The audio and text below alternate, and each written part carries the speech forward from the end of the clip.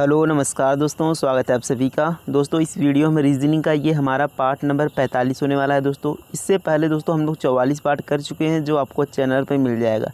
इसमें दोस्तों आपको पता होगा कि हम प्रीवियस ईयर के क्वेश्चंस के हिसाब से मोस्ट रिपीटेड क्वेश्चंस करते हैं। जिस टाइप के एग्ज़ाम में क्वेश्चंस पूछे जा रहे हैं, तो आप किसी भी एग्ज़ाम की तैयारी कर रहे हो दोस्तों, सभी के लिए महत्वपूर्ण होगा, क्योंकि दोस्तों हर पार्ट में हम अलग अलग टाइप के क्वेश्चंस करते हैं जिससे आपका हर एग्ज़ाम यहाँ पर कवर हो सके।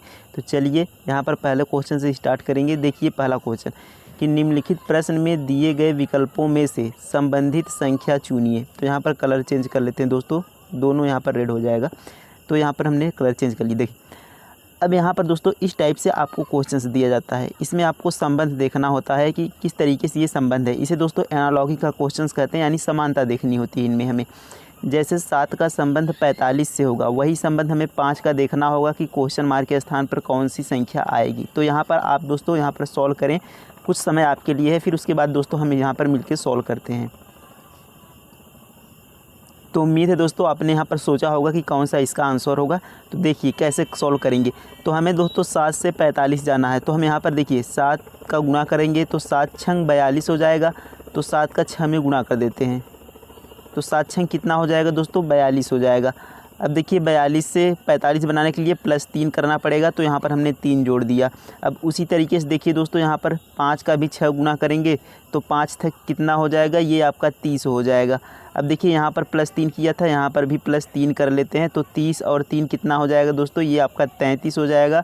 तो यहाँ पर आपका क्या आ जाएगा, 33 आ जाएगा। तो ये दोस्तों आपका आंसर होगा, ऑप्शन सी इसका क्या हो जाएगा, सही उत्तर हो जाएगा। तो इस तरीके से इन प्रश्नों को आपको सॉल्व करना होता है। उम्मीद है दोस्तों समझ में आ गया होगा।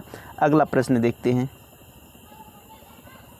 अब देखिए यहाँ अगला प्रश्न है कि निम्नलिखित प्रश्न का मान ज्ञात कीजिए। तो यहाँ पर प्रश्न चिन्ह जो है दोस्तों उसका हमें मान बताना है। क्वेश्चन मार्क के स्थान पर कौन सी संख्या यहाँ पर आएगी। देखिए ये नंबर सीरीज का क्वेश्चन होता है दोस्तों। ये संख्याएं एक सीरीज में चलती हैं और उसी सीरीज के हिसाब से हमें यहाँ पर अगली संख्या बतानी होती है कि कौन सी यहाँ पर संख्या आएगी। देखिए कौन सी सीरीज इसमें चल रही दोस्तों वो हम पता करते हैं। देखिए 4 से यहाँ पर 10 हो गया, 10 से यहाँ पर 22 हो गया, 22 से यहाँ पर 46 हो गया। तो अगर हम देखें ध्यान से दोस्तों ये नंबर लगभग 2 गुने के बराबर है। जैसे 4 का 2 गुना करेंगे तो 8 होगा, 10 का 2 गुना करेंगे तो 20 होगा।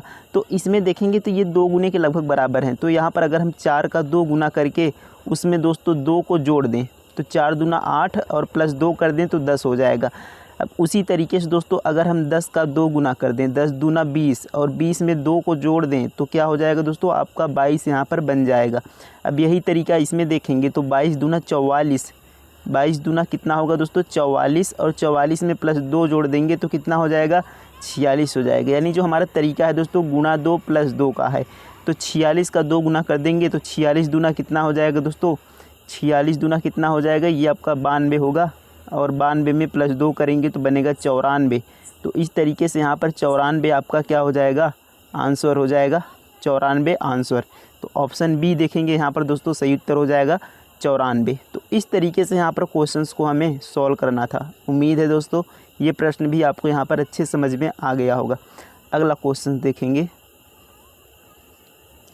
अब देखिए यहाँ पर अगला क्वेश्चन है। तो हमने अभी दोस्तों नंबर सीरीज का क्वेश्चन किया और ये आपका लेटर सीरीज का है, लेटर एनालॉगी। तो ये आपका लेटर एनालॉगी का क्वेश्चन है। अभी हमने पिछला नंबर एनालॉगी का क्वेश्चन किया था। तो यहाँ पर देखिए इसमें भी क्या होती है, हमें समानता देखनी होती है। तो यहाँ पर प्रश्न चिन्ह का मान ज्ञात करना है।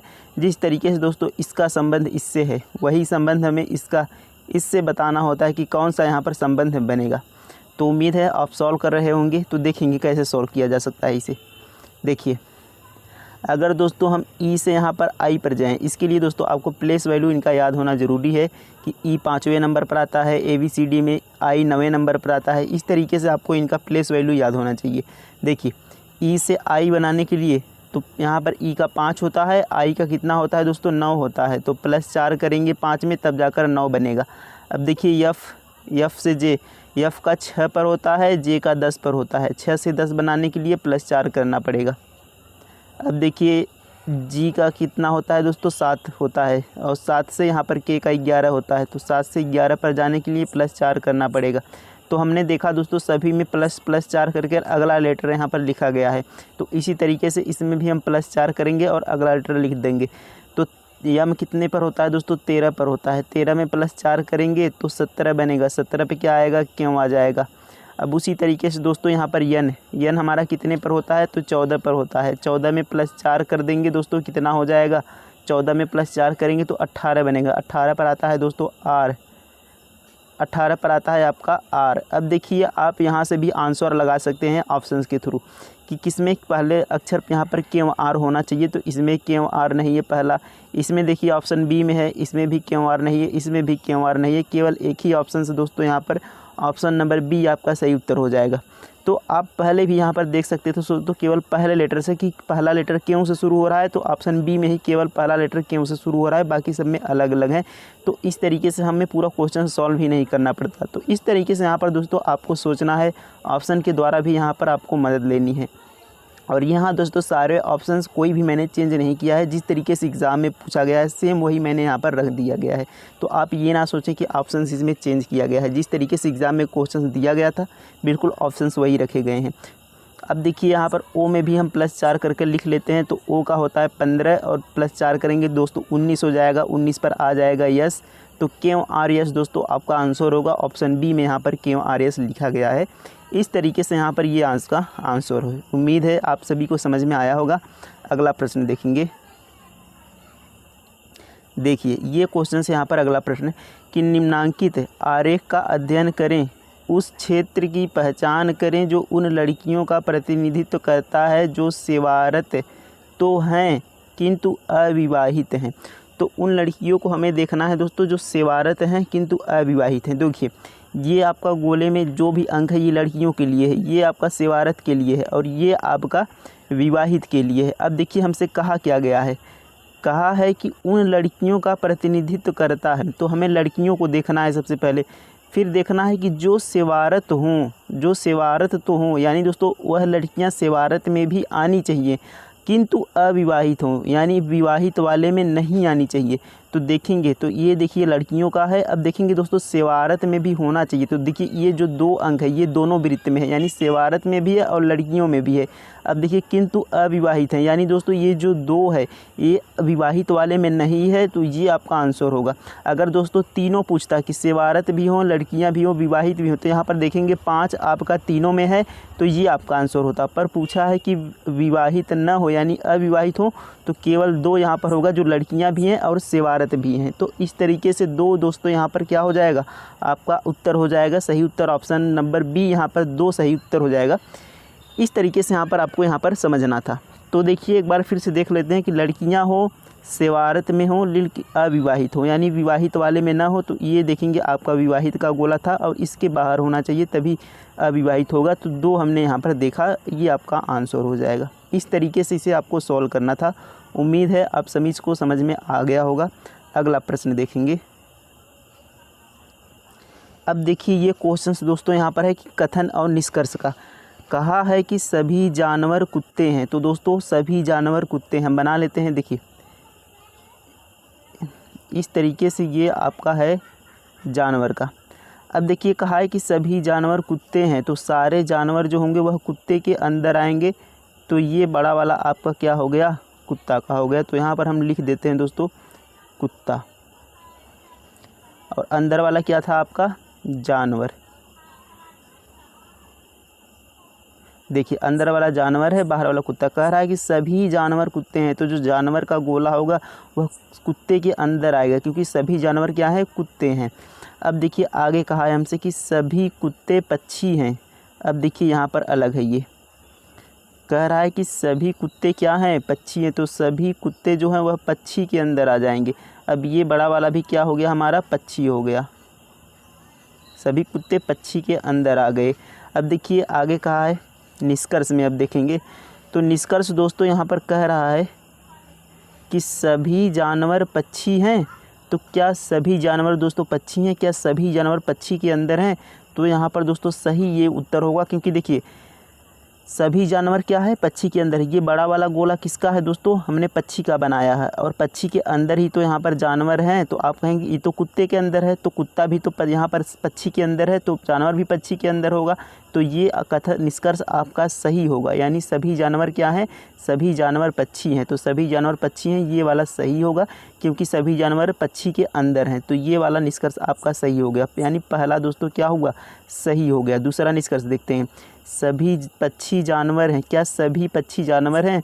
तो देखेंगे दोस्तों, ये आपका बड़ा वाला पक्षी वाला है और अंदर वाला जानवर का है सब। तो ऐसा जब भी यहाँ पर सिचुएशन बने तो सभी पक्षी जानवर नहीं होंगे, यानी बड़ा वाला छोटे में नहीं आएगा, क्योंकि छोटा वाला बड़े में है। आप ध्यान से देखेंगे तो ये सब जो जगह अगर हम कहेंगे तो ये सब खाली है, यानी पक्षी सभी पक्षी जानवर नहीं होंगे, क्योंकि सभी जानवर पक्षी के अंदर हैं, तो सभी पक्षी जानवर के अंदर नहीं होंगे, यानी ये वाला आपका सेकेंड वाला क्या हो जाएगा, गलत हो जाएगा। तो केवल फर्स्ट यहाँ पर दोस्तों अनुसरण करेगा, तो केवल पहला निकलेगा। देखिए केवल निष्कर्ष फर्स्ट निकलता है, ऑप्शन ए इसका क्या हो जाएगा, सही उत्तर हो जाएगा। इस तरीके से यहाँ पर दोस्तों आपको सॉल्व करना था। उम्मीद है आप सभी को अच्छे तरीके से समझ में आ गया होगा। अगला प्रश्न देखते हैं। देखिए अगला प्रश्न है कि उस उत्तर आकृति को चुनिए जिसमें प्रश्न आकृति निहित है। तो ये जो प्रश्न आकृति है इसको हमें देखना है कि किस उत्तर आकृति में ये है, यानी किस उत्तर आकृति में निहित है, किस में हमें दिखाई दे रहा है। देखेंगे तो पहले में दोस्तों ए में क्या ऐसी कोई आकृति बन रही है, तो आप कहेंगे नहीं, तो ये वाला गलत हो गया। बी में क्या ऐसी कोई आकृति बन रही है, तो आप कहेंगे हाँ बी में यहाँ पर बन रही है। देखेंगे कहाँ पर, यहाँ पर कलर चेंज कर लेते हैं ताकि दिखे।